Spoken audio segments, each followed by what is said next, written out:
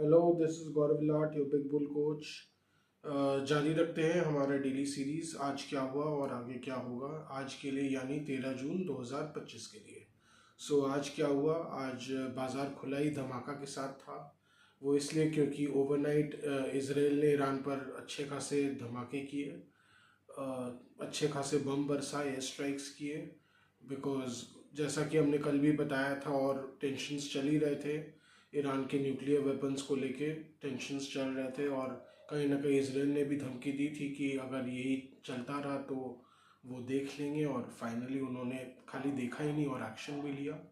सो उसके कारण again middle east tensions पूरी तरह अब वापस बढ़ गए हैं। ग्लोबल टेंशन्स फिर से और बढ़ गए हैं। सो डाउ जोन्स 500 पॉइंट से ज़्यादा नीचे था ही, करीब 600 पॉइंट्स नीचे गिरा हुआ था। और अपना इंडियन मार्केट गिफ्ट निफ्टी भी 400 पॉइंट से ज़्यादा गिरा हुआ ही था। So it indicated such fall and but Nifty में अगर देखा जाए तो खुलते के साथ काफ़ी हद तक उसको अरेस्ट किया गया। जो निफ्टी में जो गिरावट थी वो 300 पॉइंट्स के आसपास ही थी, अगर सही सही देखा जाए तो। और फिर जैसे जैसे दिन आगे बढ़ा उसको थोड़ा बहुत रिकवर किया गया। निफ्ट अच्छा ही रिकवर कर गया, नीचे से 150 पॉइंट से ज़्यादा रिकवर किया मार्केट। पर अगेन ऊपर के लेवल्स में जहाँ निफ्टी 750 के पास आया वहाँ अगेन बिकवाली आई और उसके बाद बाजार फिर से थोड़ा गिरा। पर अगेन 650 के पास लेवाली आई। तो ऐसे ही मार्केट थोड़ा डवाडोल रहा।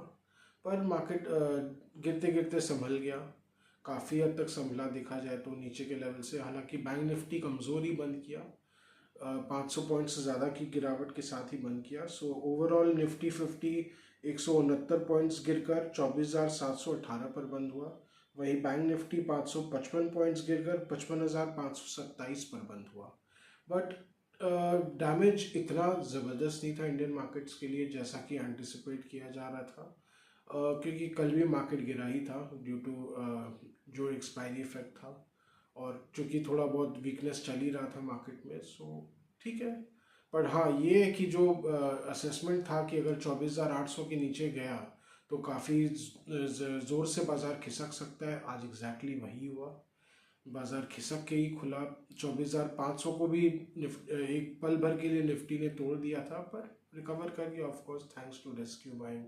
कौन करेगा? DII ही करेगा, या वैसे भी शॉर्ट कवरिंग आ जाती है, प्रॉफिट टेकिंग आ जाती है, सो उसका भी असर रहता है।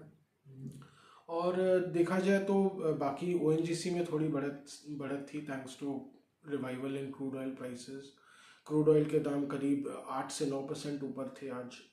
उसका भी थोड़ा जो अच्छा असर है वो ONGC में दिखा।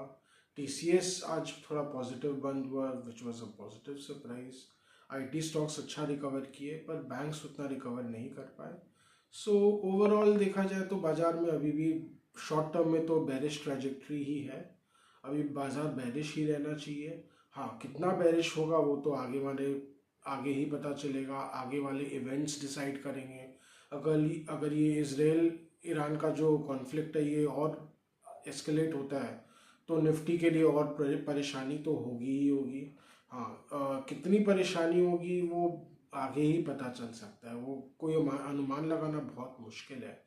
मिड कैप्स और स्मॉल कैप्स में नीचे से बहुत अच्छी रिकवरी देखी गई।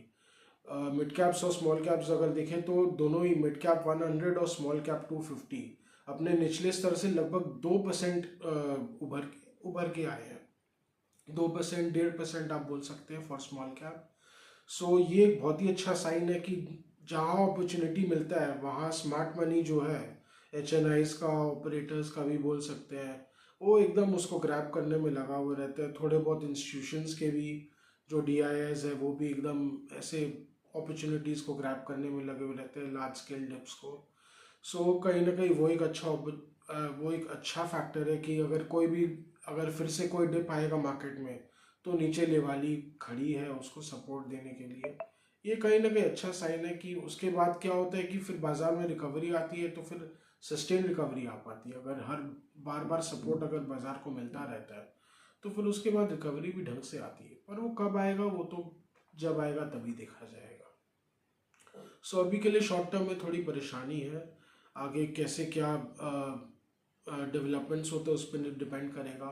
अगर और मेजर कॉन्फ्लिक्ट एस्केलेशन होता है तो निफ्टी 24,000 तक ज़रूर जा सकता है। मार्केट में प्रेशर बना रहेगा। उसमें ज़्यादातर जो रोल रहेगा वो बैंक निफ्टी का ही रहेगा, बैंक्स का रहेगा, क्योंकि वही अभी बहुत अच्छा गेन किए थे। उनमें और करेक्शन देखी जा सकती है, और क्या पता आईटी स्टॉक्स में। और एक और जो रिस्क है वो यूएस इंडिया ट्रेड निगोशिएशंस को लेके भी है। कहीं ना कोई वो डेडलॉक में है। अगर वो आगे नहीं बढ़ पाता है तो वो भी बाद में बाजार के लिए चिंता का विषय बन सकता है, क्योंकि कहीं ना कहीं इंडिया ने साफ कह दिया है कि वो गन पॉइंट में निगोशिएट नहीं करेंगे। ये जो फ्रेज यूज़ किया जा रहा था, टेक इट और लीव इट, अमेरिका की तरफ से जो टैक्टिक्स थे नेगोशिएशन के, कि हम आपको ये ऑफर देंगे, बदले में आप अपने जितने भी जो बंद इंडस्ट्रीज है, जैसे कि जो इंडिया का फार्मा इंडस्ट्री है, डेयरी इंडस्ट्री है, एग्रीकल्चर इंडस्ट्री है, वो पूरी तरह यूएस इंपोर्ट्स के लिए खोलने पड़ेंगे, जो कि इंडिया ने साफ इनकार कर दिया है कि ऐसा कुछ भी नहीं करेंगे। वो गन पॉइंट में किसी के साथ भी निगोशिएट नहीं करेंगे। आगे चल के उसका क्या असर होता है, ऊपर से जो रेयर अर्थ को लेके इंडस्ट्री में प्रॉब्लम्स चल रहा है, वो ऑटो सेक्टर को कितना इम्पैक्ट करता है, उस पर भी वो भी आगे देखना पड़ेगा। ऑटो सेक्टर्स में जो भारी निवेश किए हुए ऑटो स्टॉक्स में, उनको थोड़ी सतर्कता बरतनी पड़ेगी। या कोई शॉर्ट टर्म इन्वेस्टर्स या ट्रेडर्स हो ऑटो स्टॉक्स में, उनको भी थोड़ा वॉचफुल रहना चाहिए। कोई भी अगर मेजर प्रॉब्लम्स आए तो उसका इम्पैक्ट आना ही आना है। उसका इम्पैक्ट फिर आगे के जो नंबर्स आने वाले हैं, जो जुलाई में नंबर्स आएंगे, उसमें कुछ ना कुछ इम्पैक्ट देखने को मिल सकता है। या कॉन कॉल में उसका कुछ आगे का, जिसको बोलते हैं ना, आगे का इफेक्ट कुछ बताया जा सकता है कि आगे कितना इफेक्ट पड़ेगा, तो वो मार्केट उसको फैक्टर इन करेगा ही करेगा। सो उसको लेके भी जो ऑटो, खास करके ऑटो सेक्टर के निवेशकों को थोड़ी सतर्कता बरतनी चाहिए। बाकी अपॉर्चुनिटीज़ तो बहुत है बाज़ार में, कहीं भी दिखेंगे वो हम बताते रहेंगे। आज का व्लॉग यहीं तक रखते हैं। आशा कर रहे हैं कि आपको हमारी व्लॉग्स अच्छी लग रही होगी। Do like, share and subscribe to our channel. Do comment on our videos. Any stock specific views or queries, we are always open for interaction. Thank you.